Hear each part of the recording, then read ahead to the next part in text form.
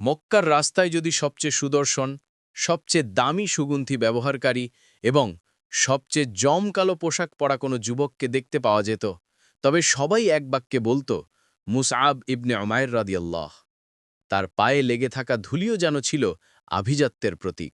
কিন্তু কল্পনা করুন তো, সেই যুবকটি যখন ইসলামের পথে আসার কারণে নিজের সব কিছু, তার মায়ের অঢেল সম্পত্তি, তার বিলাসী জীবন, সব কিছু এক মুহূর্তে ছেড়ে দিলেন, তখন কি ঘটল?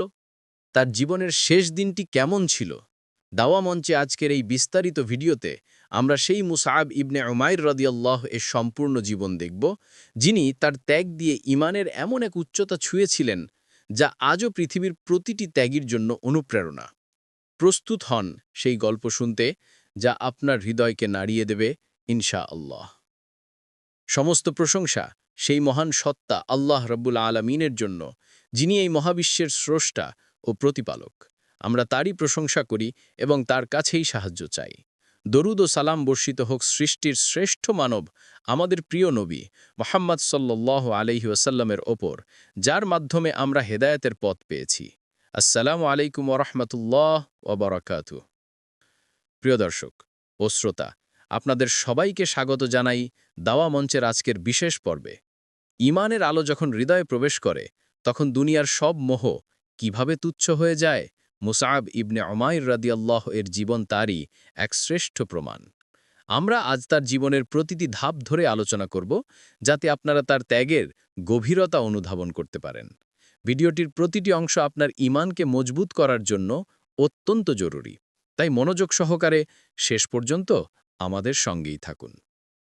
মুসআব ইবনে উমাইর রাদিয়াল্লাহের জীবন ও ত্যাগ। বিলাসী জীবন থেকে ইসলামের আহ্বান। মুসআব ইবনে উমাইর রাদিয়াল্লাহ ছিলেন মক্কার সবচেয়ে ধনী ও অভিজাত পরিবারের সন্তান। তার মা খুনাস বিনতে মালিক তাকে রাজপুত্রের মতো লালন পালন করতেন। মক্কার সবচেয়ে উৎকৃষ্ট পোশাক এবং সুগন্ধি আসত শুধুমাত্র মুসআবের জন্য।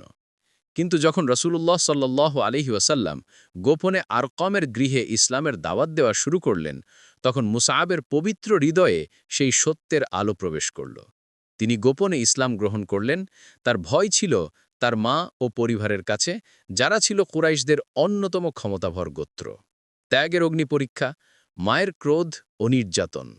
গোপনে তিনি রাসূলের কাছে যেতেন। একদিন উসমান ইবনে তালহা তাকে নামাজ পড়তে দেখে ফেলেন এবং তার মায়ের কাছে সেই খবর পৌঁছে দেন। মুসআবের মা তার উপর চরমভাবে ক্ষিপ্ত হলেন। তিনি মুসআবকে বেঁধে রাখলেন এবং খাবার পানীয় বন্ধ করে দিলেন। কিন্তু ঈমানের যে স্বাদ মুসআব একবার পেয়েছিলেন, তা দুনিয়ার কোনো কষ্ট দিয়েই ভোলানো সম্ভব ছিল না। একসময় তিনি পালিয়ে যান এবং হাবাসায়, আবিসিনিয়ায় হিজরতকারীদের সাথে যোগ দেন। যখন তিনি হাবশা থেকে ফিরলেন, সাহাবীরা তাকে দেখে বিস্মিত হয়ে গেলেন। যে মুসআবকে তারা মক্কার সেরা পোশাকে দেখেছেন, আজ তার শরীরে মাত্র একটি ছিন্ন ভিন্ন চামড়ার কাপড়। রাসূলুল্লাহ সাল্লাল্লাহু আলাইহি ওয়াসাল্লাম যখন মুসআবের এই অবস্থা দেখলেন, তার চোখ অশ্রু সজল হয়ে গেল।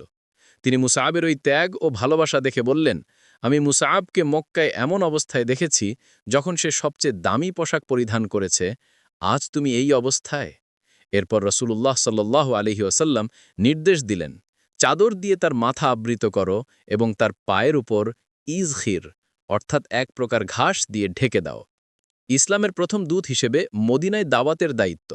ইসলামের ইতিহাসে মুসআবের সবচেয়ে গুরুত্বপূর্ণ অবদান হল রাসূলুল্লাহ সাল্লাল্লাহু আলাইহি ওয়াসাল্লাম তাকে ইয়াসরিব বা মদিনায় ইসলামের প্রথম দূত বা শিক্ষক হিসেবে পাঠান।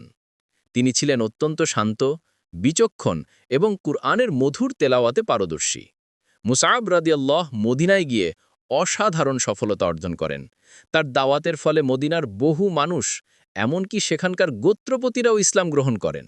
মদিনার প্রতিটি ঘরে ঘরে ইসলামের আলো পৌঁছে গিয়েছিল তার প্রচেষ্টায়। মদিনায় তিনি পরিচিত হন আল মুকরি বা কুরআন তেলাওয়াতকারী নামে। এই কঠিন দায়িত্ব তিনি আল্লাহর উপর দৃঢ়তা ও পূর্ণ আস্থার সাথে পালন করেছিলেন।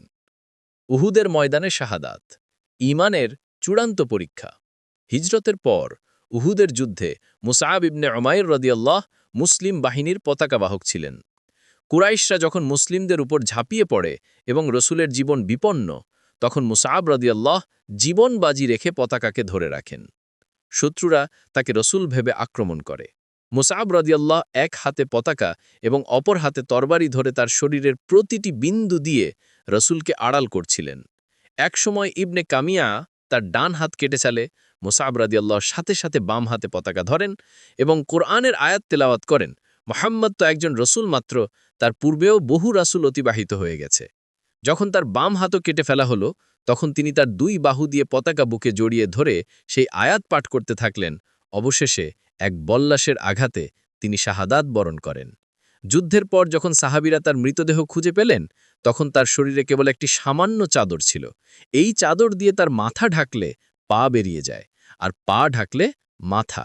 রাসূলুল্লাহ সাল্লাল্লাহু আলাইহি ওয়াসাল্লাম তার লাশ দেখে কেঁদে ফেললেন এবং বললেন, হে মুসআব, তোমাকে আমি মক্কায় এমন অবস্থায় দেখেছি যখন তুমি সবচেয়ে দামি পোশাক পরিধান করেছ। আজ তুমি এই অবস্থায়।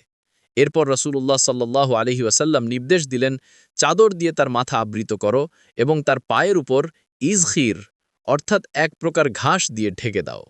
শিক্ষা: মুসআব রাদিয়াল্লাহু-এর জীবন প্রমাণ করে যে আল্লাহর পথে ত্যাগ করার অর্থ হল দুনিয়ার সব আরামায়েশকে স্বেচ্ছায় ছেড়ে দেওয়া। তার আল্লাহর উপর দৃঢ়তা এবং রসুলের প্রতি অকৃত্রিম ভালোবাসা তাকে এমন মর্যাদা এনে দিয়েছে যে তিনি বিলাসী জীবন ছেড়ে জান্নাতের স্থায়ী জীবনের দিকে ছুটতে পেরেছিলেন। সুবহানাল্লাহ। প্রিয় দর্শক, মুসআব ইবনে উমাইর রাদিয়াল্লাহের এই জীবন গল্প আমাদের কি শিক্ষা দেয়? এটি শেখায় যে ঈমানের পরীক্ষায় উত্তীর্ণ হতে হলে সবচেয়ে প্রিয় বস্তুটিও আল্লাহর জন্য বিলিয়ে দিতে প্রস্তুত থাকতে হবে। দর্শকদের উদ্দেশ্যে শেষ কথা ও আকর্ষণ তৈরি। আপনার জীবনে যদি কোনো বস্তুর প্রতি মোহ থেকে থাকে, তাহলে মুসআব রাদিয়াল্লাহের গল্পটি মনে করুন। তার মতো ত্যাগ শিকারের মানসিকতা তৈরি করতে পারলে ইনশাআল্লাহ আপনার ঈমানও মজবুত হবে। দাওয়া মঞ্চ নিয়মিতভাবে সাহাবায়ে কিরমের জীবন থেকে এমন আরও বিস্তৃত ও শিক্ষামূলক ঘটনা নিয়ে ভিডিও তৈরি করছে। সেই হৃদয়স্পর্শী জীবনীগুলো মিস করতে না চাইলে এখনই আমাদের চ্যানেলটি সাবস্ক্রাইব করে পাশে থাকা বেল বাটনটি প্রেস করুন। ভিডিওটি থেকে প্রেরণা পেলে একটি লাইক দিন এবং আপনার প্রিয়জনদের সাথে শেয়ার করুন। দেখা হবে পরের ভিডিওতে। সেই পর্যন্ত সবাই ভালো থাকুন, সুস্থ থাকুন। আসসালামু আলাইকুম ওয়া রাহমাতুল্লাহ।